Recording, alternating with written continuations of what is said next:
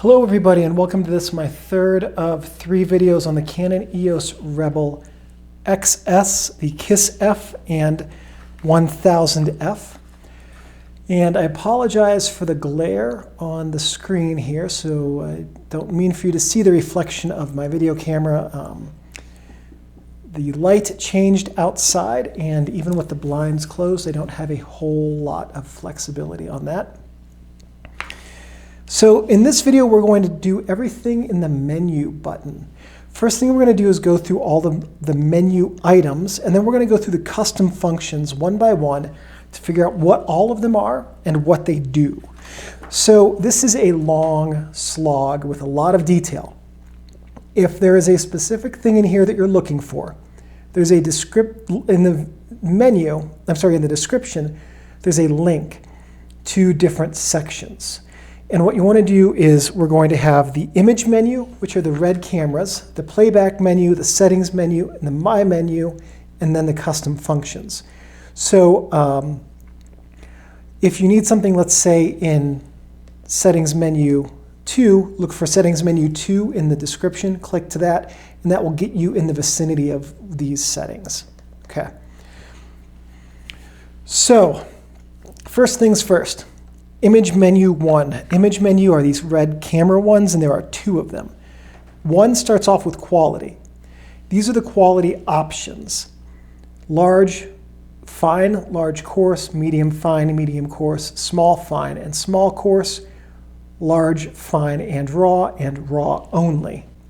So there are different uses here. Raw gives you the most ability to edit your images in post. If you're going to be doing any sort of video editing, image editing rather, RAW is the one that you want to use because you can really do a lot with it. Even though this is a 10-year-old camera, the RAW files still have a whole lot of editing flexibility.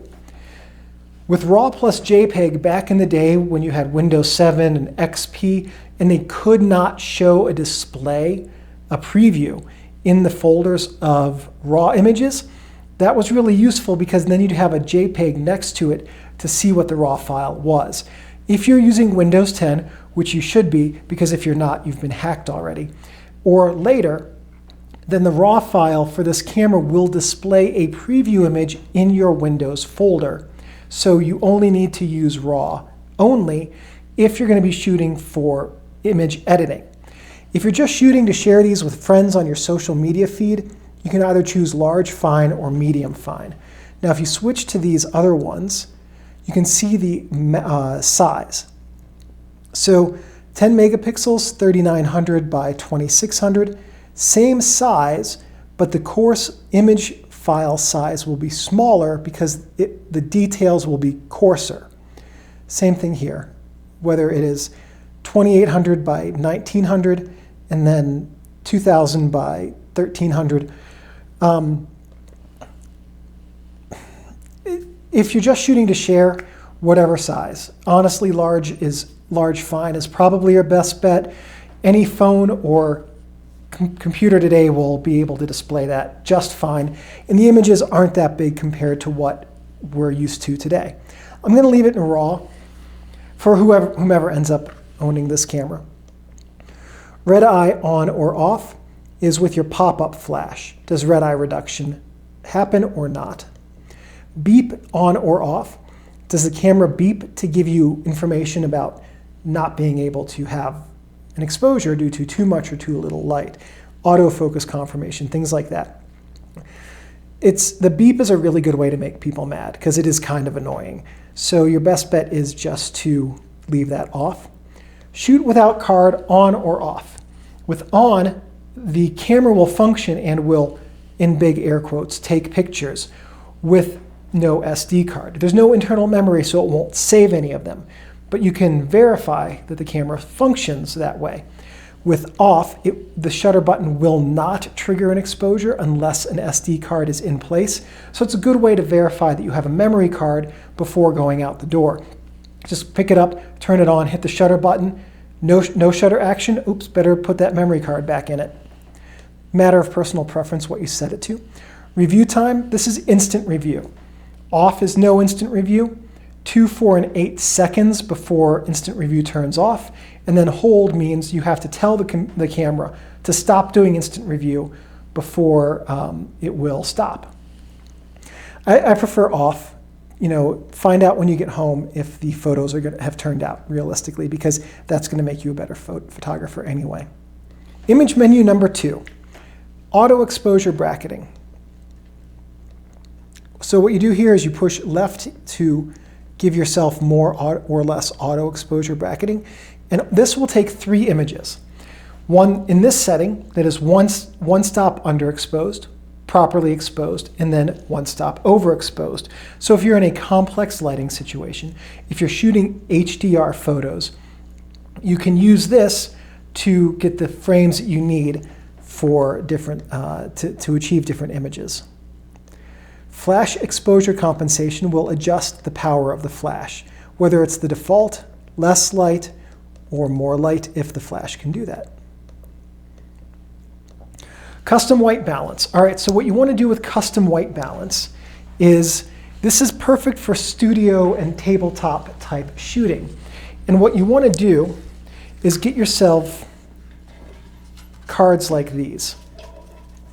This is a white, black, and a gray card. You take the white card, you set it down where your subject's going to be, and you get your focus. All right, so we got our focus. Next, what you do is you're going to leave it there, and you're going to actually try to fill up your frame with the white card if you can. But at any rate, you're going to use your white card then to take a picture of the card. And when you have that picture, you come in here to your custom white balance setting. When you actually have an SD card with photos in it, then you will come to that image and you will select that image, and your custom white balance will be set based on the white balance reading that you just took. That's really useful if you have a very large white card that is good enough to cover the entire frame. Or if you're using a white backdrop on your studio, tabletop studio, that works really well also. And then that allows you to have whites that are in line with your lighting setup. And that assumes, of course, that your lighting setup does not change. White balance shift and bracketing allows you to shift the white balance. So with whatever setting you're using, you can use the cross pads here to go more green amber, more amber magenta, more magenta blue, more straight up blue, or into a lovely aquamarine. And basically, if you're using, let's say, tungsten, this is like a classic example. You're using tungsten. It's got a setting, but not all tungsten lights are created equally. So if you have weaker tungsten lights, it might still be giving you too much blue with your tungsten setting, so you might need to correct it a little bit and give yourself a little bit more amber in your white balance under those tungsten lights to get properly white balanced whites. Color space, there's 2 options, sRGB and Adobe RGB. Unless you are seriously hardcore into using Adobe's ecosystem, leave it at sRGB. Adobe RGB is actually kind of challenging for a lot of softwares to read. sRGB is the universal standard. And Adobe reads it just fine. I'm sure that there are good reasons to use Adobe RGB. I just don't know what any of them are. Picture style is neutral. We saw that here in video 2 with this setting. In this menu setting, you can fine-tune each of the settings, which are these 4 up here, and they look like contrast, sharpness, color, and I'm not sure what the 4th one is. At any rate, if you want to specifically adjust some of these, you can do it through here. But again, leaving it at neutral with straight zeros is going to be the best for editing in post, and it's going to give you the best results when you are sharing the photos on social. And this is also where you can adjust your custom defined settings. Dust delete data.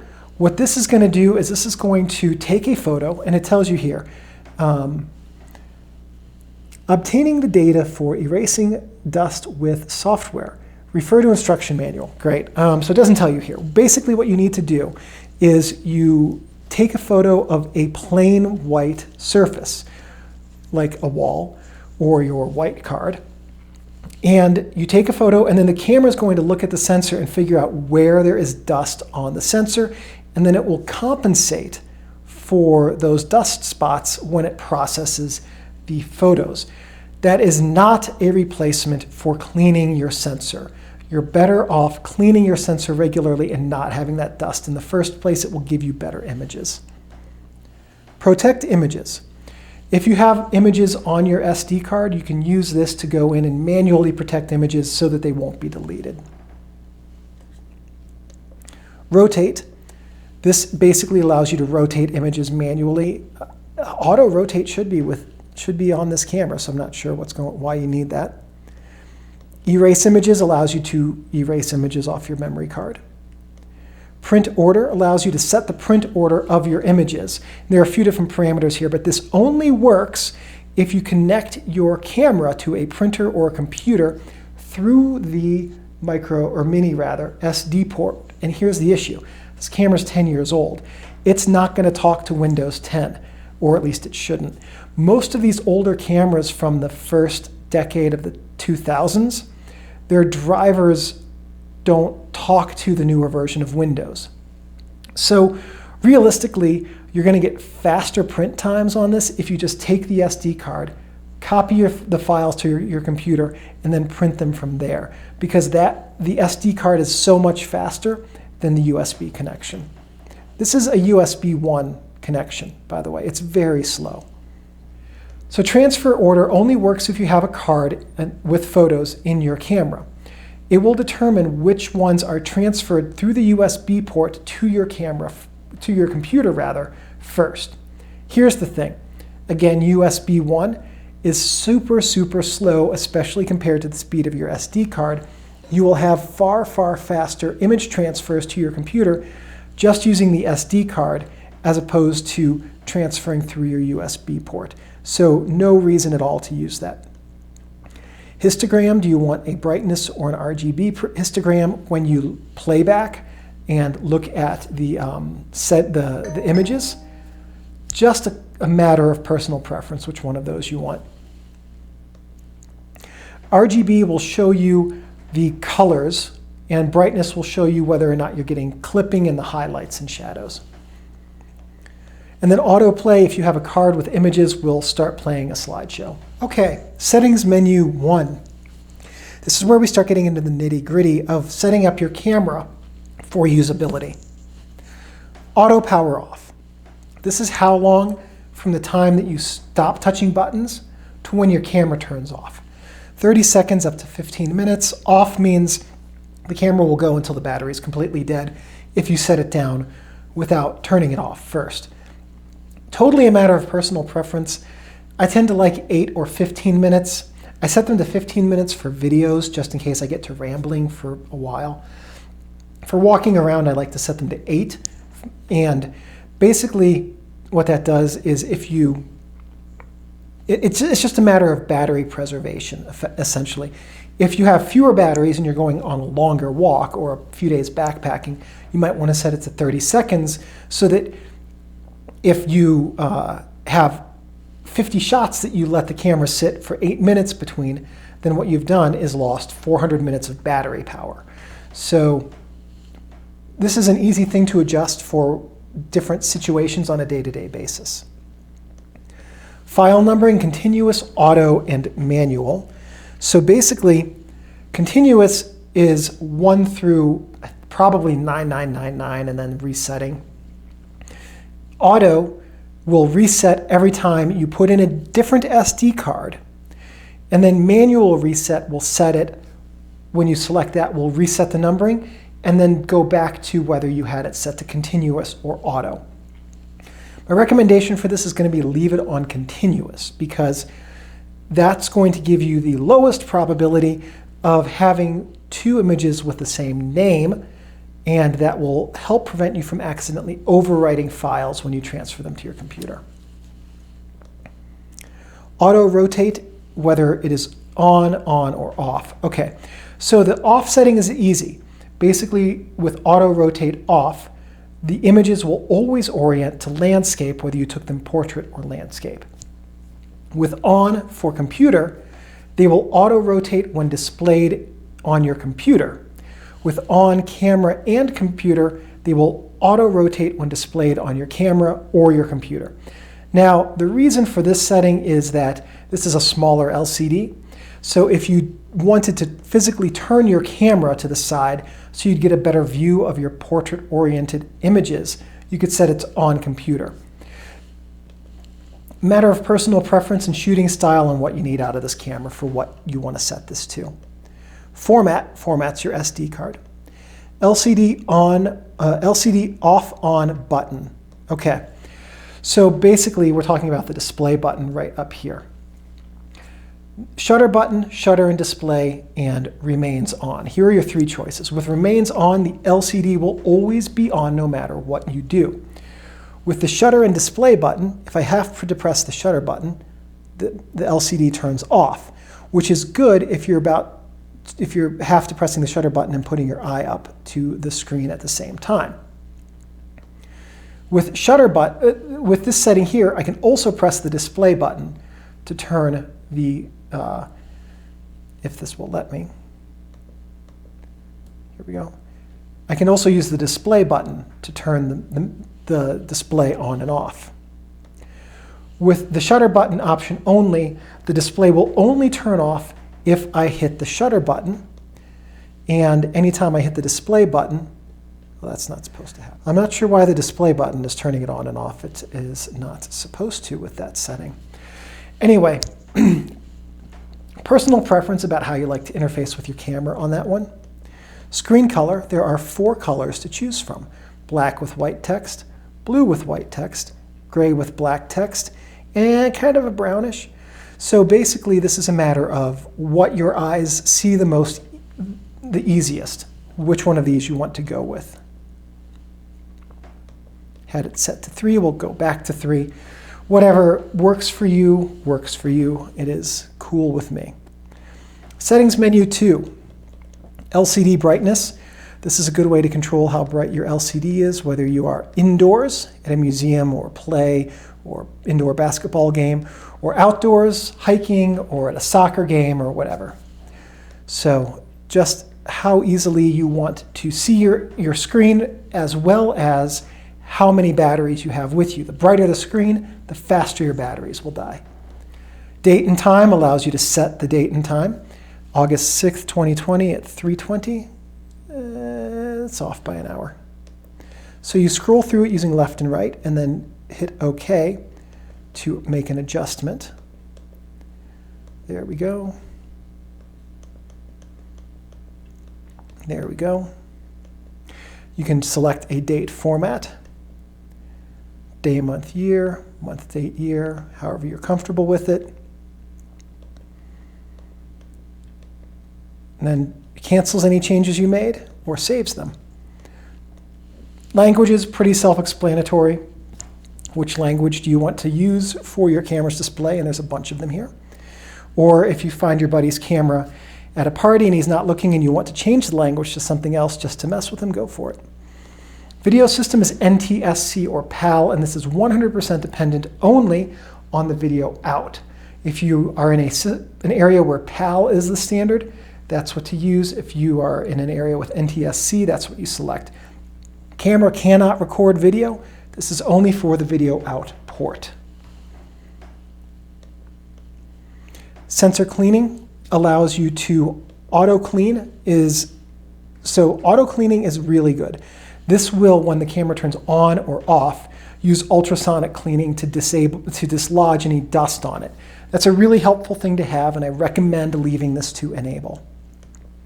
Clean Now uses the ultrasonic cleaning to clean the sensor right then. It opens up the shutter, shakes the sensor around, closes the shutter.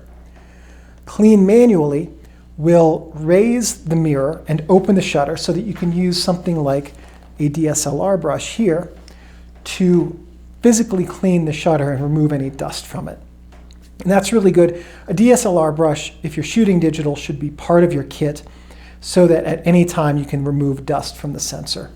Live view function settings.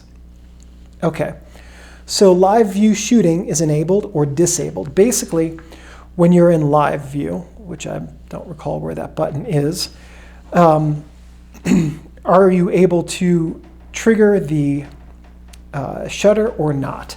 This allows you to. Grid display is on, which is again with live view to help you align your horizontals and verticals.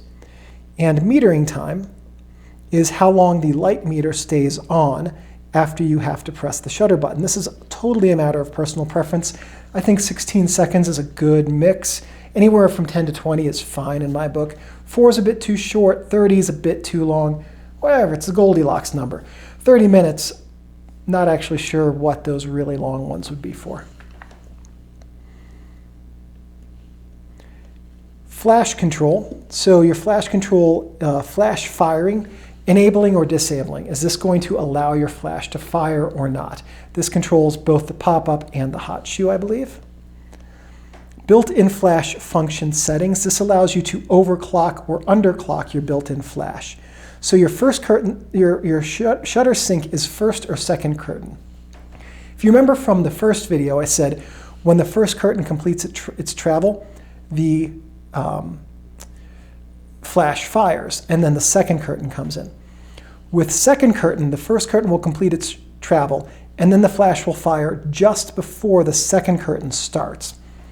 If your flash sync speed is 1/200th of a second, it makes 0 difference. If it's 20 seconds, it makes a huge difference because the flash timing is changed by 20 seconds. First curtain is generally the good and reliable use for most settings.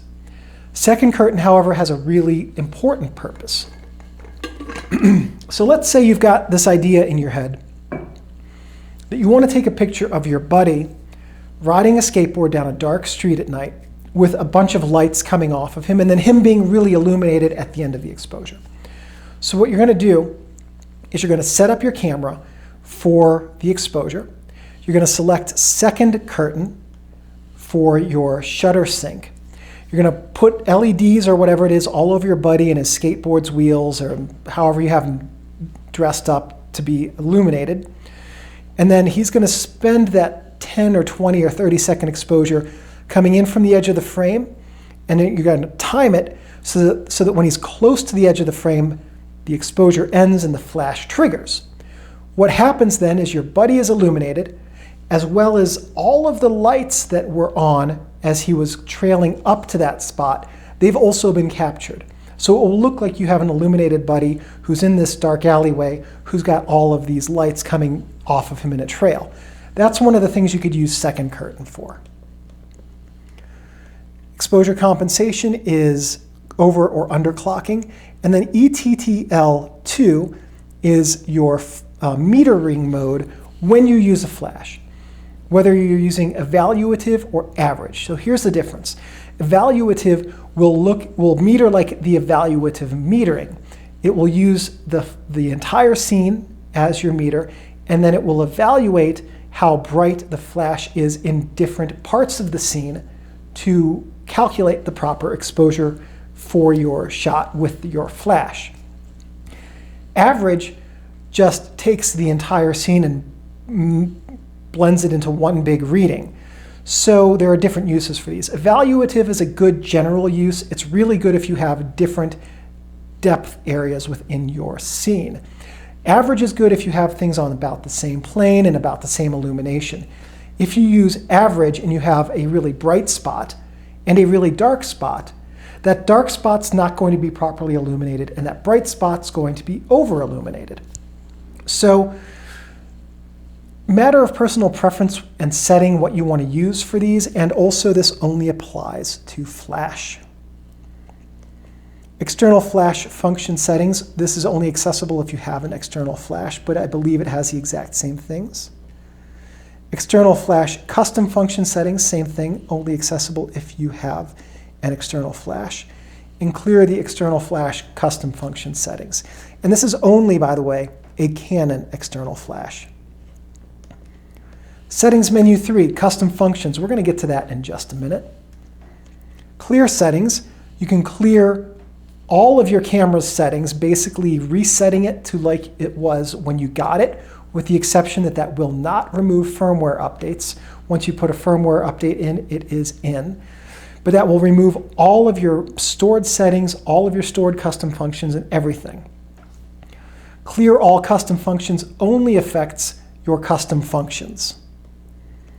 Firmware version, ooh, I have not updated this one to 1.0.7. So this has a very old version of the firmware on it. And it's a good idea if you have an older firmware to update it to the most recent one. Then lastly, My Menu settings. This allows you to create a My Menu. Let's say that there are 5 things in here that you use most frequently. You drop them into My Menu. So I'm going to show you how to do this. In My Menu, you hit Set, and then you hit Register. And then what you're going to do is you're going to pick out the things you do most often. Okay? So let's say that you are most often going to be exposure bracketing. Okay. And let's say that you're also most often going to be, should just pick any one of these. This is boring to watch. Sensor cleaning. This is actually a really good one. Sensor cleaning is a very, very good one to have on here. Now we're going to go to Sort, and we're going to move sensor cleaning up to the top because we're going to be really picky about having a good, clean sensor, and every few hours we're going to clean it. Okay, so we're going to go back. Deleting deletes. You can delete individual items off of there. Delete all. Wipe it all out. And display from My Menu disable or enable. Disable means that when you hit your menu button, it's going to go to image menu 1. Enable means it's going to go to My Menu. And if you're going to set up a My Menu with the most common items you use, enabling it is a good idea. Now, as you can see, we're in My Menu, and we've got sensor cleaning and auto exposure bracketing, which is what we added to it. And now you can, at the bottom, add more things or go back into that menu you saw to rearrange items.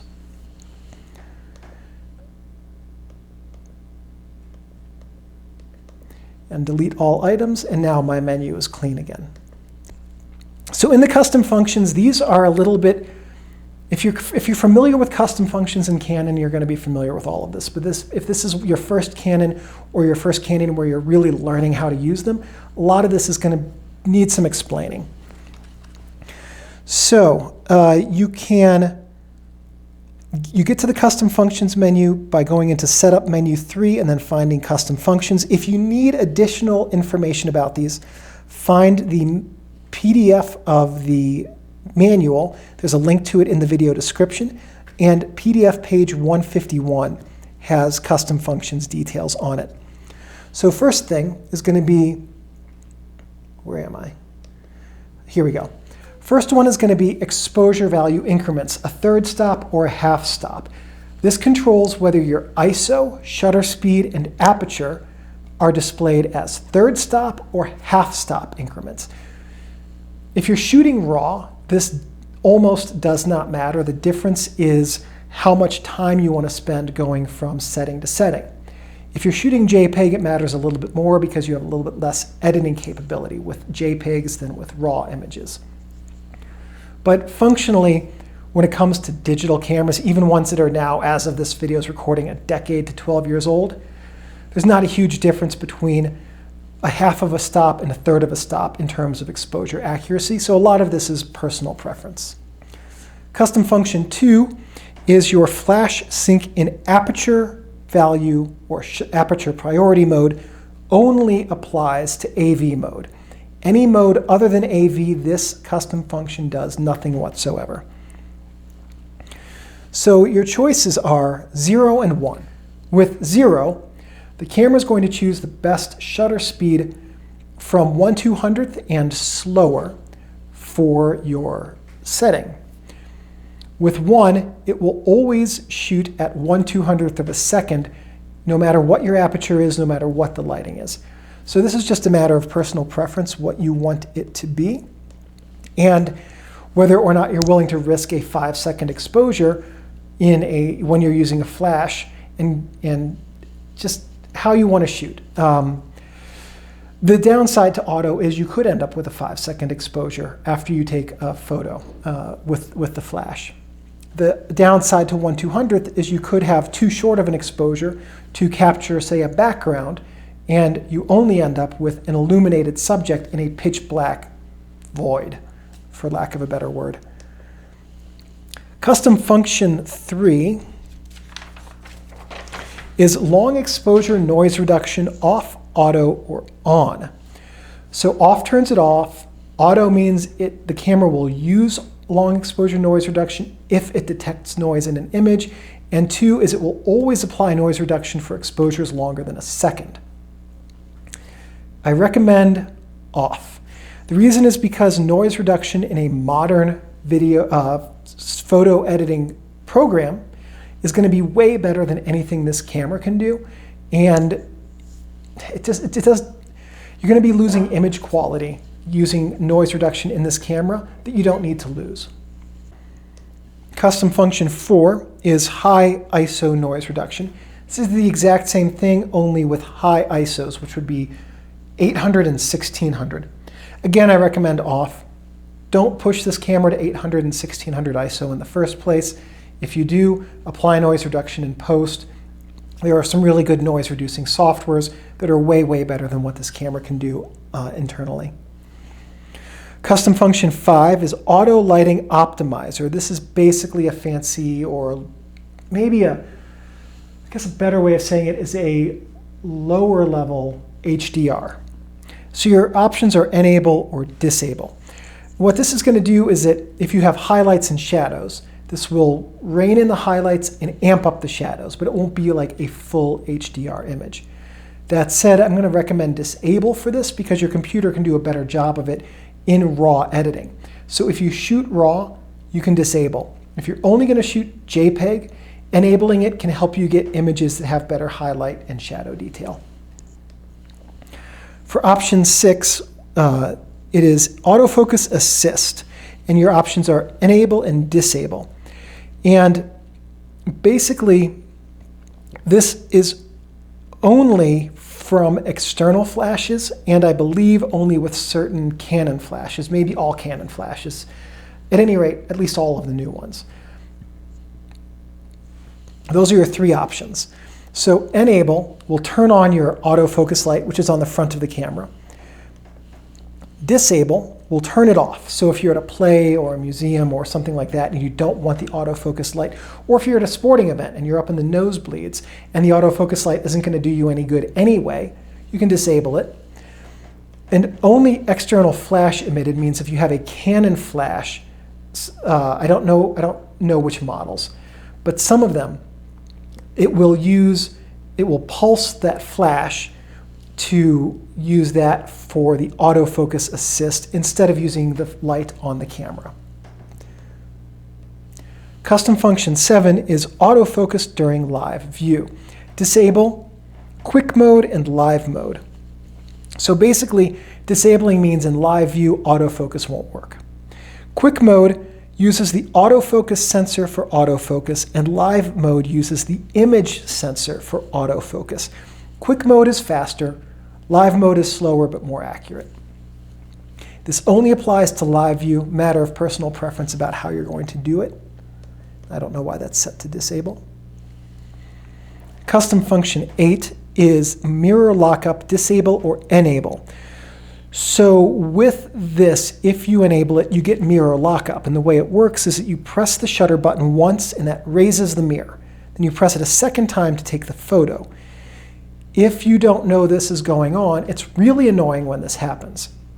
So enable it only if you need mirror lockup, if you're going to do long exposures like star trails or waterfalls or macro work, or use an ultra long telephoto. But realistically, if you're going to do those things, you could be doing it in live view, which will render this pointless. I still don't know how to get into live view on this camera. Anyway, in general, leave MLU as disable just for general shooting.